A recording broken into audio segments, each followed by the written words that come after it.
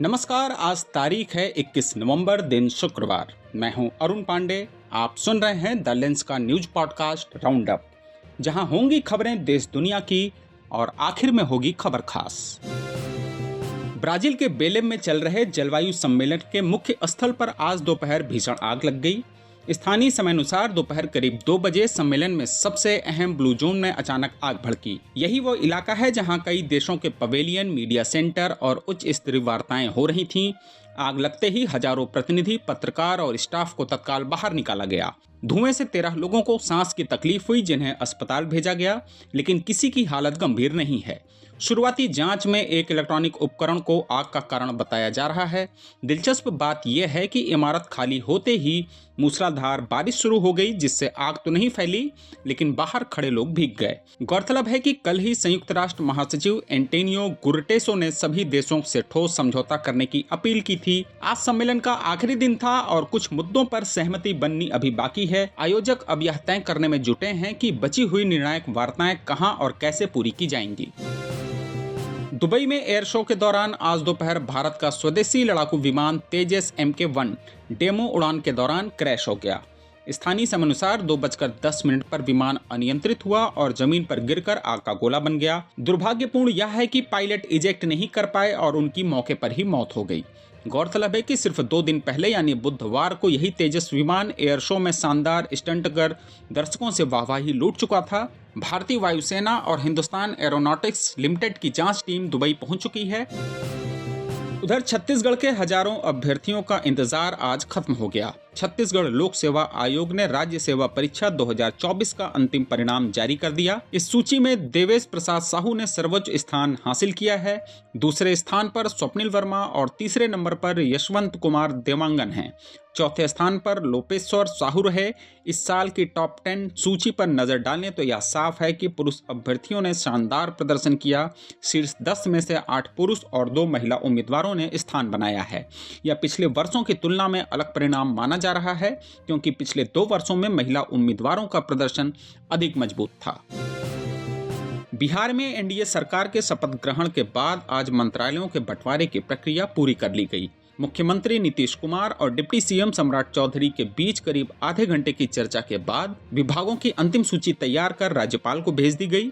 कई वर्षों के बाद नीतीश कुमार ने गृह विभाग अपने पास नहीं रखा है। इस बार गृह मंत्रालय की जिम्मेदारी डिप्टी सीएम सम्राट चौधरी को सौंपी गई है। दूसरे डिप्टी सीएम विजय कुमार सिन्हा को भूमि राजस्व विभाग और खनन एवं भूतत्व विभाग दिया गया है। उधर पश्चिम बंगाल में SIR पर घमासान तेज हो गया है। मुख्यमंत्री ममता बनर्जी ने मुख्य चुनाव आयुक्त ज्ञानेश कुमार को पत्र लिखकर इस प्रक्रिया को तत्काल रोकने की मांग की है। ममता ने इसे अव्यवस्थित और जबरदस्ती थोपा गया अभियान बताया है। हवाला दिया है कि दबाव की वजह से अब तक राज्य में 28 लोगों की जान जा चुकी है। उन्होंने कहा कि 4 दिसंबर की डेडलाइन में जल्दबाजी से असली मतदाताओं के नाम काटे जा रहे हैं और लोकतंत्र को नुकसान पहुंचेगा। दूसरी तरफ विपक्ष के नेता शुभेंदु अधिकारी ने भी चुनाव आयुक्त को अलग पत्र लिखा है। उन्होंने ममता के पत्र को भ्रामक और राजनीतिक स्वार्थ से प्रेरित बताया। आरोप लगाया कि तृणमूल कांग्रेस अवैध वोटरों को बचाने की कोशिश कर रही है।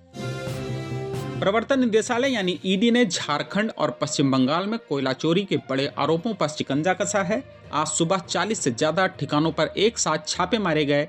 यह कार्रवाई मनी लॉन्ड्रिंग एक्ट यानी MPLA के तहत हुई है। धनबाद में कोयला कारोबारी LB सिंह के घर और दफ्तरों समेत उनके 16 ठिकानों पर ईडी ने रेड डाली।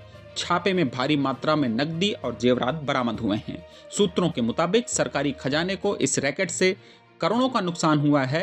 रांची, धनबाद और पश्चिम बंगाल के कई इलाकों में अनिल गोयल, संजय उद्योग और अमर मंडल से जुड़े 18 और ठिकानों की तलाशी की गई।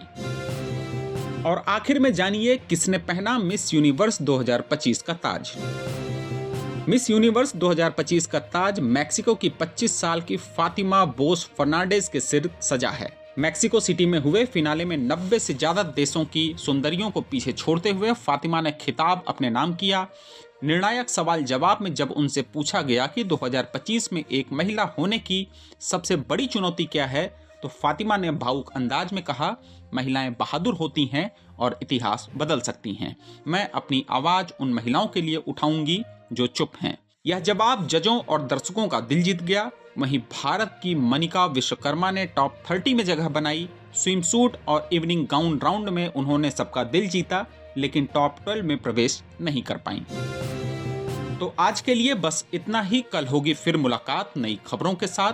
खबरों को विस्तार से पढ़ने के लिए विजिट करिए हमारी वेबसाइट theLens.in। यूट्यूब के अलावा हमारे पेज को एक्स, फेसबुक और इंस्टाग्राम पे भी फॉलो करें। शुक्रिया।